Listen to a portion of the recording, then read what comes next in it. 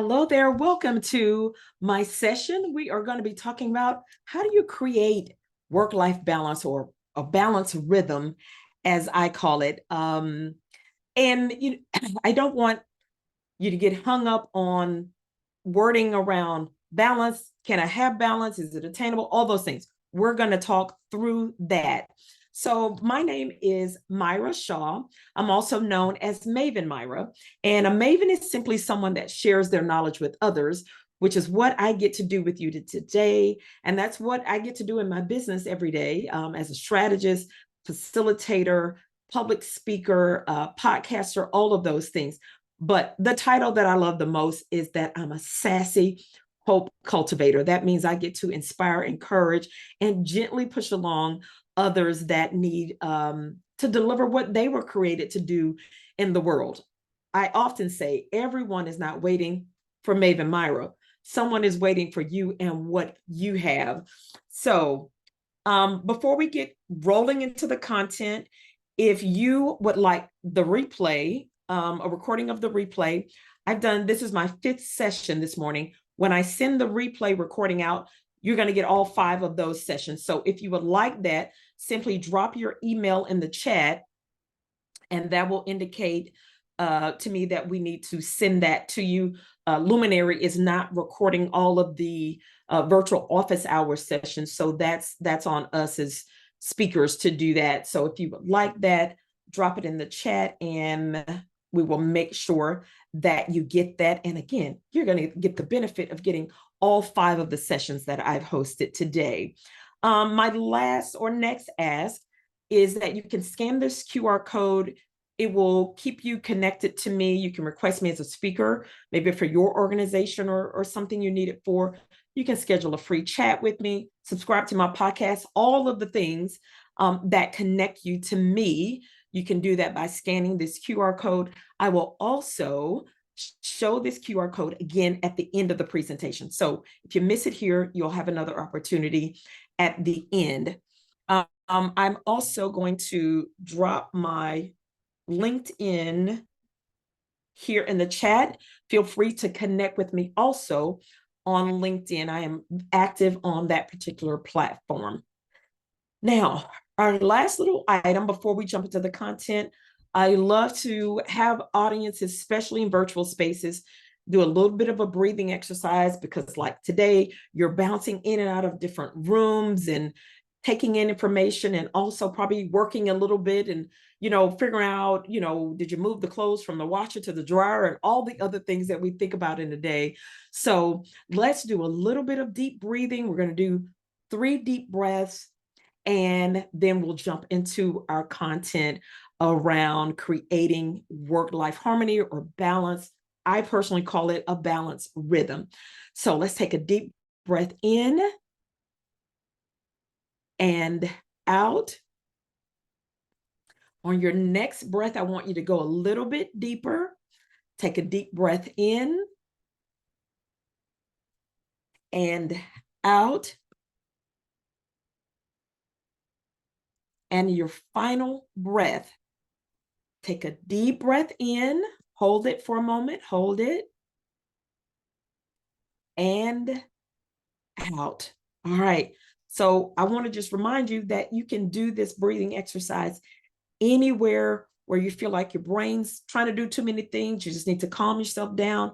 I always advise, if you're driving, don't close your eyes. All right, let's jump into this. So this session is going to help leaders tailor effective strategies for designing, I like to call it a harmonious work-life balance that infuses holistic well-being, right? I think long gone are the days of, grind culture and go until you're burned out and have nothing left. We're past it. We're past it, right? We want to live a more harmonious life.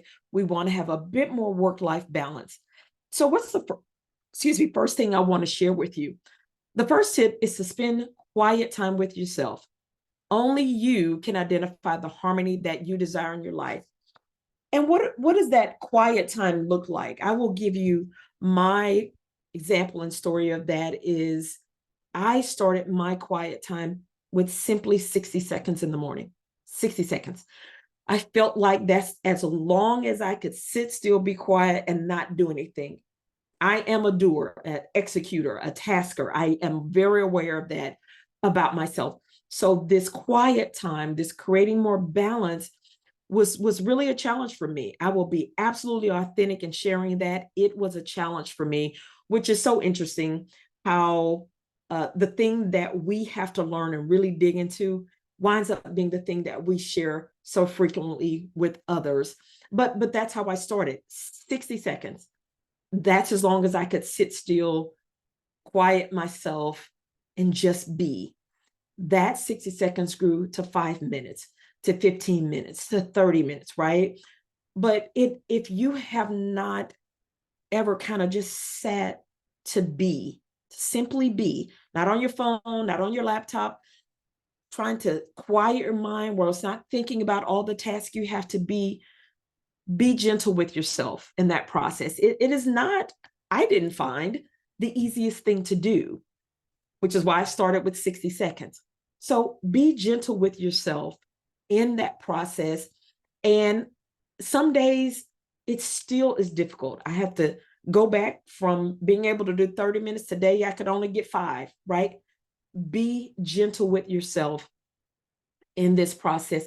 But if you're not doing it at all, I encourage you to start with just 60 seconds of quiet time to simply be, to sit and be. All right. Try to quiet that mind so that you can simply just sit still. The second step, set boundaries. Listen, boundaries and balance go hand in hand. You cannot have one without the other. Boundaries are the tools used to create balance. What does that maybe look like? Let me give you an example of how I use boundaries with creating more balance in my life. So I own my own business. I predominantly work from home, which essentially means I could come upstairs to my office and work from the time I get up to the time I go to bed with, stopping to eat or whatever. I'm intentional to set boundaries around when I start my day, how I start my day. I do intentionally start with quiet time, some stretching, making sure I get a full glass of water, and of course, my 1 cup of coffee for the day. I'm intentional to start my day that way. My boundary is don't wake up and immediately grab my phone and start reading emails and going through social platforms and all of that stuff. That's my boundary. I don't want to start my day that way. So I set the boundary to not do it. Now, am I successful at not grabbing my phone 365 days? I'm not. I'm not. Some days I do get it to respond to one text message, and then an hour later I've responded to emails and replied on Instagram and accepted new, connections on LinkedIn. It happens. But don't start every day that way. Be intentional to set that boundary, whatever it looks like for you. I just gave you the example of how I start my day with those boundaries. How do I use those boundaries at the end of the day? I'm intentional to stop working at a certain point in my day, right? My office is upstairs in my home.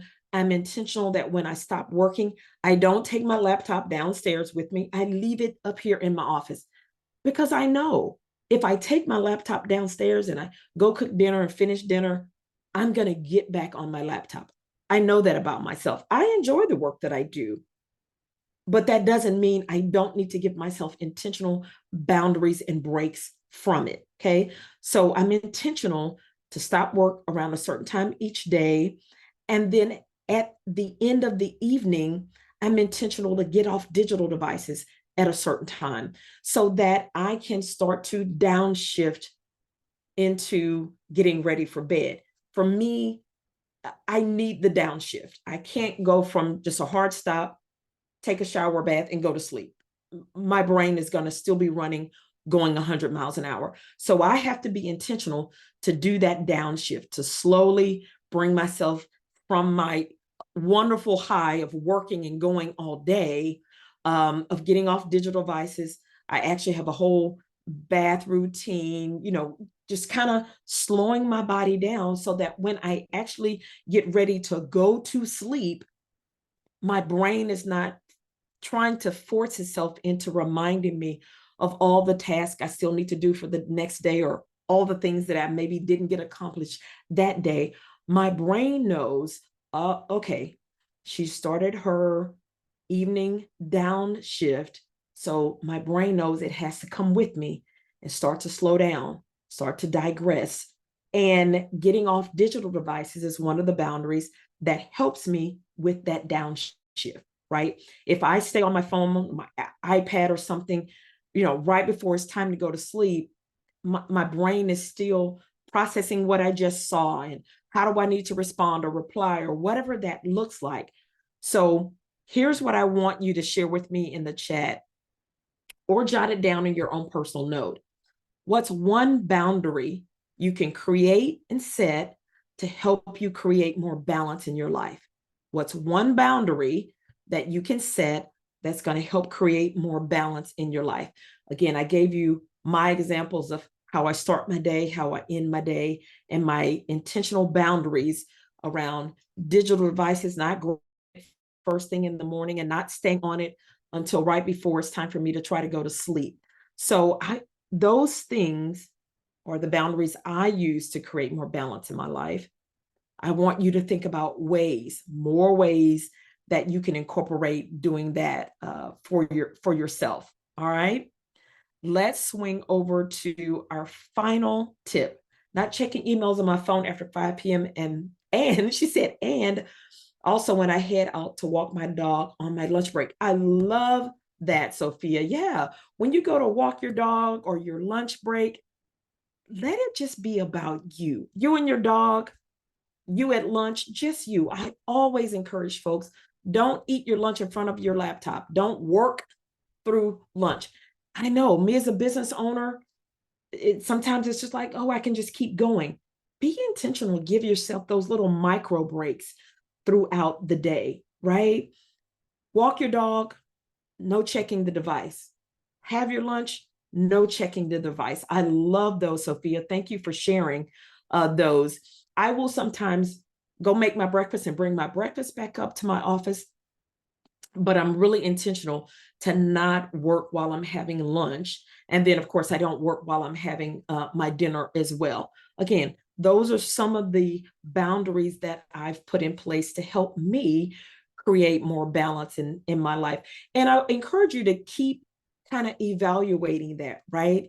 As you grow, as you evolve, maybe those boundaries need to evolve as well, so that you can, as your business grows, that requires more things from you. Those boundaries might have to look a little bit different. That balance is going to look a little bit different. I call it a balance rhythm because life is in motion. And so our rhythm is also in motion. Maybe what worked for me on Monday might not work for Thursday, or what worked last year might not work this year. I've got to be able to give myself grace. And this last point is be gentle with yourself. Balance is not about perfection. It's not about comparing your journey to someone else's journey. It's definitely not about being inflexible. Give yourself grace. Give yourself grace. I don't get it right every day. Some days I say it's epic fail. I wake up, I grab my phone to do one thing, and 2 hours later, I'm still on it. Then I run upstairs and get on my laptop. And the whole day is just go, go, go, go, go, go, go. Right? Some days it's epic fail. I missed the bar. I wake up the next day, hit reset, and start again. Okay. So be gentle with yourself in this process of creating more balance that you need. Your balance won't look like mine. Your balance won't look like your neighbor's. What is it that you need? That's where that first point of spend quiet time with yourself comes in. Only you know what is the balance rhythm that is going to fit your life, that's going to bring you fulfillment. That's the one that I encourage you to lean into, to discover it, to keep unearthing what that looks like for you, so that you are doing work you love, enjoy, with fulfillment, with harmony, with some balance, so that you're not working yourself, as the statement would go, working yourself to the bone. We don't want to be on the grind culture. It's too much. It literally costs us too much. emotionally, spiritually, physically, mentally, all of the things. It costs too much for us to live in that grind culture all the time, day in, day out. You are worth so much more than that. And the thing you're created to deliver into the world needs your best self. And if you are, running on fumes all the time, that's not going to be your best self. So, any questions you have for me, I've left a little bit of time to answer any questions or take any comments that you have. I've put back on the screen the QR code that you can scan that allows you to connect with me. I also have in the chat my LinkedIn, if you want to click that and connect with me in addition as well. Any thoughts, questions, comments about any of the things that I've shared with you today? You can drop it in the chat, or you can come off of mute and on camera if you like.